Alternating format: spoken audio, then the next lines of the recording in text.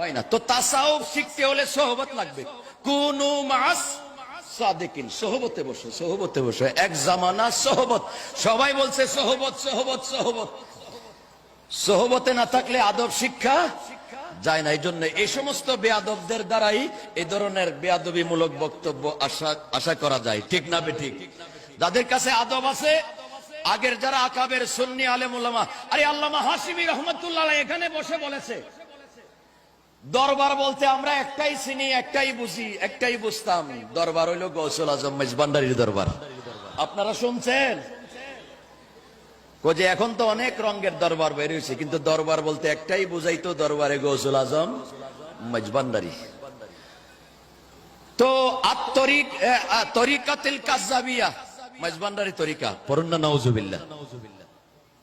মেজবান্ডারি তরিকা বলে মিথ্যা তরিকা। কেন কয় যে গৌসুল আজম মেজবান্ডারি তো তরিকায় কাদেরিয়ার বয়াত ছিল, তো ওনার তরিকা তো কাদেরিয়া না হবে, মেজবান্ডারিয়া হইতে পারে না। ওই আমার কাছে পোস্ট দিছে, এটা বলে কি ফির আওয়াজ হয়েছে এইভাবে ঠুস করে যে, ও তো ওই বেকুব মৌলবীরে বলতে চাই, গৌসে পাক আব্দুল কাদের জিলানী কোন তরিকায় মুরিদ ছিল আপনারা জানার দরকার আছে।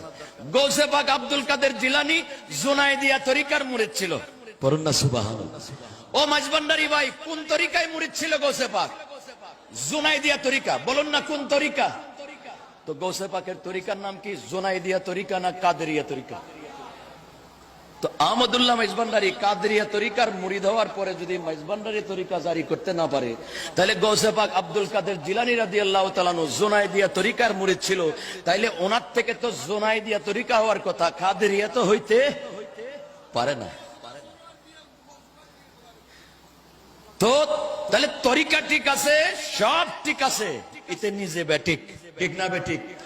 তো আমাদের আফসোস লাগে তখন যখন বর্তমানে যারা বড় বড় সুন্নি দাবিদার ইতারার মজলিসে দাঁড়ায় বক্তৃতা দেয়, আবার ওর বাবা ওই সুন্নি মাহফিলের আখেরি মোনাজাত করে, এ কথা বলার পরেও কিন্তু বাদ প্রতিবাদ নাই, পড়ুন না নাউজুবিল্লাহ।